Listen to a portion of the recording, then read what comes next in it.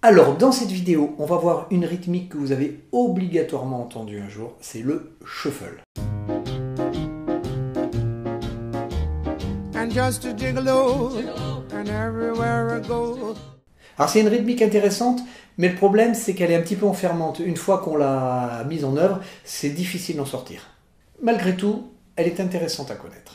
Bonjour et bienvenue sur accompagnéaupiano.fr. Je suis Joël Clément et aujourd'hui je vais vous montrer comment jouer ce fameux shuffle. Donc on va voir les éléments de base de cette rythmique, mais restez bien jusqu'au bout parce qu'à la fin je vais vous montrer comment vous pouvez jouer une mélodie à la main droite tout en continuant à faire ce rythme.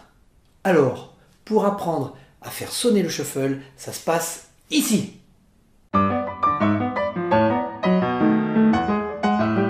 Já me disseram que você anda pitando, sete ando chupando. Alors ce shuffle, c'est vraiment un style intéressant, mais c'est quand même un style très particulier qui enferme. C'est-à-dire qu'une fois que vous avez commencé à jouer ce style-là, vous allez avoir du mal à en sortir.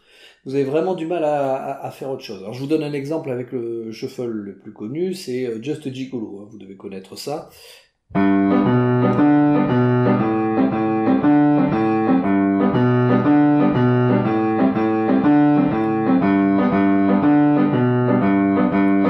Et après, c'est vrai que tout le long du morceau, quelque part, on est obligé de faire ça. On peut partir dans des petites choses, des petites variations, mais on va quand même rester tout le temps là-dessus, sur cette forme de shuffle, et du coup, ça peut commencer à devenir un petit peu lassant à la fin. Alors, je vais quand même vous décrire un petit peu le style. Le style, c'est vraiment une walking bass. Donc, j'ai une vidéo, vous pourrez voir sur la walking bass. En tout cas, c'est déjà sur la façon de le jouer. Et on va rajouter la troisième croche très rapide et très légère au niveau de la main droite. Donc, si je prends le début de Just a Gigolo, ça fait vraiment ça. Alors, je rappelle un petit peu des principes de base pour la walking bass. C'est qu'en fait, on va accentuer le deuxième temps et le quatrième temps. Donc, en fait, ça veut dire que l'on accentue une basse sur deux, mais la deuxième et la quatrième, pas la première. Ça fait ça. Si je fais 1, 2, 3, 4.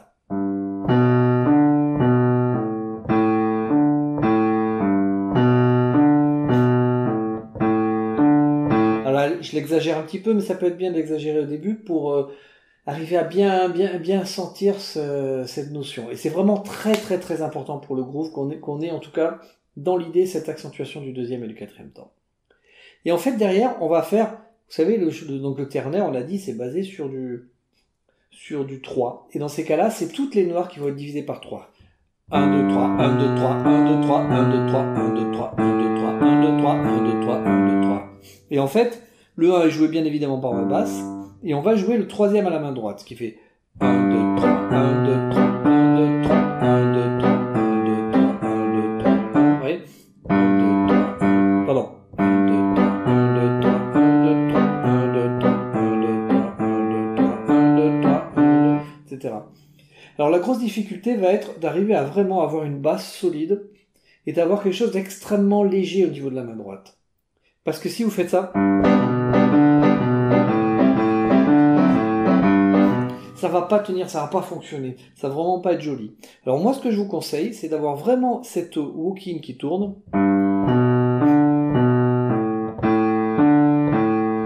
Et en fait, je vais faire la main droite, mais au début, je vais la faire vraiment très légère, sans faire de notes.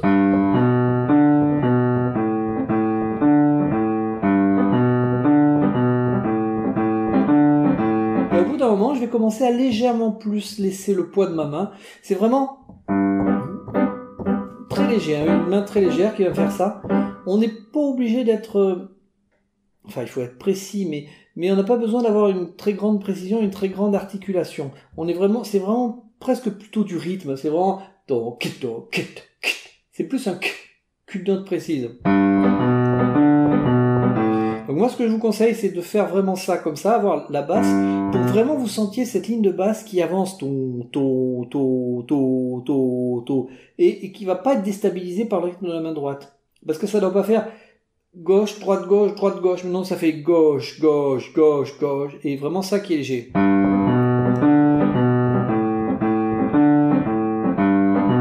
Vous voyez, au fur et à mesure, je mets un peu de son.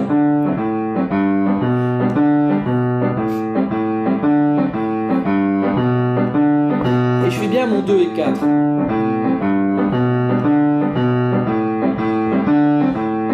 Voilà, parce que si vous décalez un peu cette main droite, que vous ne la faites pas parfaitement sur la troisième croche, ça va vite devenir un peu lourdingue. Alors je vous donne un autre shuffle extrêmement connu, My Baby Just Cares For Me, et ça démarre comme ça. Voilà, la petite différence, c'est que on a mi bémol, la bémol, et là on plaque sur le temps. 1, 2, 3, 4, 1, 2, 3, et je fais même pas là. 2, je fais pas le troisième pour être prêt pour faire ça.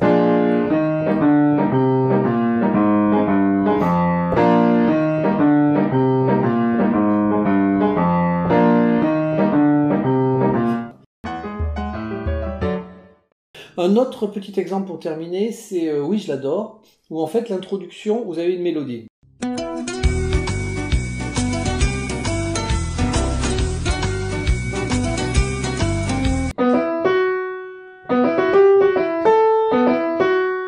Voilà, mi mineur, do. En fait, le shuffle, ça serait ça. Voilà, et par exemple, là, je fais tonique, quinte, tonique, quinte, tonique, quinte. J'aurais pu faire. Bon, etc. Mais ce qui est intéressant, c'est de faire le laisser tenu et en même temps faire les accords avec les doigts qui me restent. Et du coup, quand je fais la mélodie, je suis obligé d'arrêter le rythme. Mais c'est pas grave, parce que ça me donne suffisamment de rythme pour pouvoir m'en passer. Ça remplit assez. Vous voyez ? 1, 2, 3. Et là, j'ai la musique, donc j'arrête. Et là, je fais pas le rythme. Mais il est quand même fait dans mes deuxièmes notes.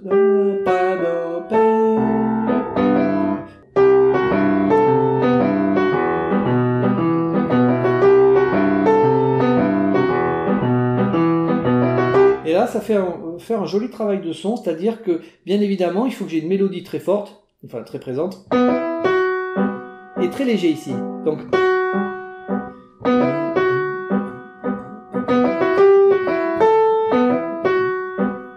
si vous travaillez ça, je vous conseille vraiment de le travailler là-dessus, sur ce genre de... juste la main droite.